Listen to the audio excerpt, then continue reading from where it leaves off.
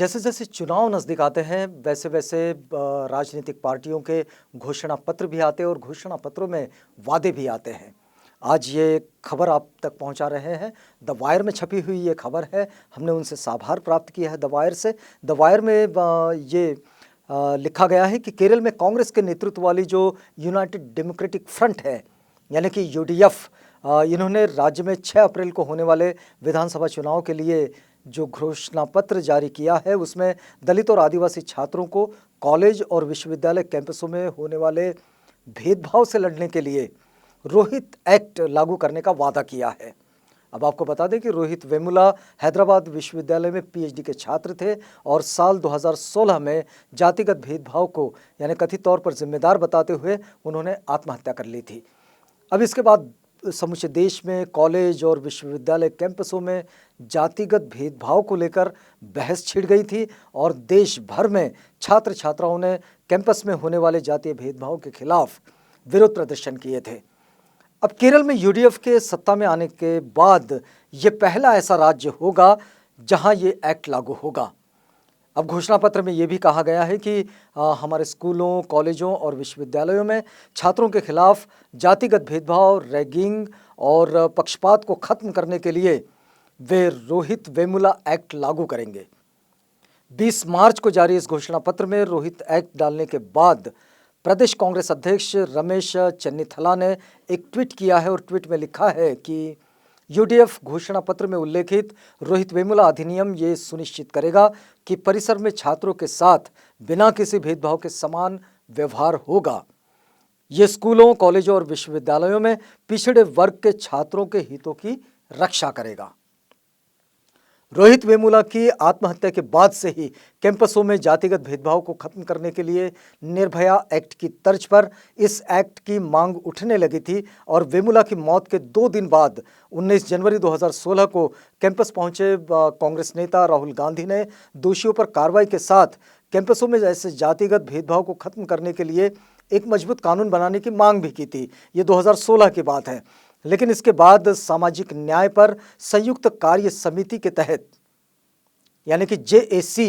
Hyderabad university के साथ ही देश भर के स्कॉलर और छात्रों ने हैदराबाद विश्वविद्यालय के कैंपस में विरोध प्रदर्शन करते हुए इसकी मांग की और राष्ट्रीय स्तर पर की इस समिति का गठन वेमुला की मौत की जांच की मांग और इस एक्ट को लागू करवाने को लेकर हुआ था। अब सितंबर 2016 में अखिल भारतीय कांग्रेस समिति के अनुसूचित जाति विभाग ने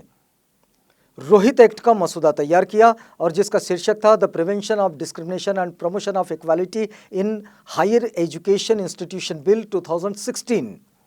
प्रस्ताव में 47 दंडनीय अपराधों और दंडों की सूचीबद्ध करने के अलावा एक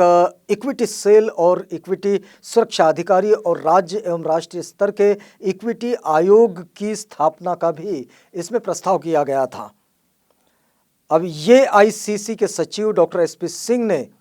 द वायर से बातचीत करते हुए ये कहा है कि उन्होंने मसौदा तैयार करके सभी केंद्रीय विश्वविद्यालयों में लागू करने के लिए केंद्र सरकार को भेजा था, लेकिन केंद्र ने उसे लागू नहीं किया। हालांकि उन्होंने कहा कि ये ज़रूरी नहीं कि यूडीएफ घोषणा पत्र में शामिल प्रस्ताव बिल्कुल वही हो जो उन्होंने पास किए हैं,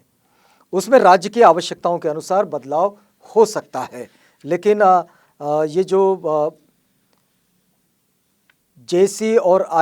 एआईसीसी ने जो ये ड्राफ्ट तैयार किया है, इन्होंने स्टेट्स को भी अपनी एक अलग से इसमें कुछ चीज़ें जोड़ने की या घटाने की सुविधा दी है।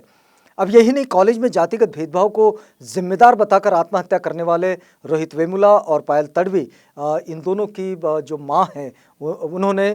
दोनों ने अगस्त 2019 में सुप्रीम कोर्ट में याचिका दाखिल कर ये गुहार लगाई थी कि शैक्षणिक और अन्य संस्थानों में जातिगत भेदभाव खत्म करने का सशक्त और कारगर तंत्र बनाया जाए।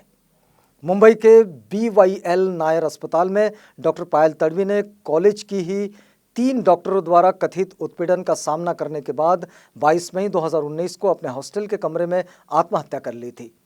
तडवी और आबेदा सलीम तडवी और राधिका वेमुला ने अपनी याचिका में 2012 के यूजीसी विनियमन का कड़ाई से पालन करने की मांग की, जो इस तरह के भेदभाव को प्रतिबंधित करता है। अब उनकी याचिका में ये कहा गया है कि विश्वविद्यालय और उच्च शैक्षणिक संस्थानों में समान अवसर मुहैया करवाने के लिए विशेष सेल बनाए जाने के निर्देश दिए जाए। इससे अनुसूचित जाति और अनुसूचित जनजाति के छात्रों, शिक्षकों या कर्मचारियों के साथ भेदभाव की आंतरिक शिकायतों के समय से निपटारे में मदद मिलेगी। याचिका में मौलिक अधिकारों, खासतौर पर समता का अधिकार,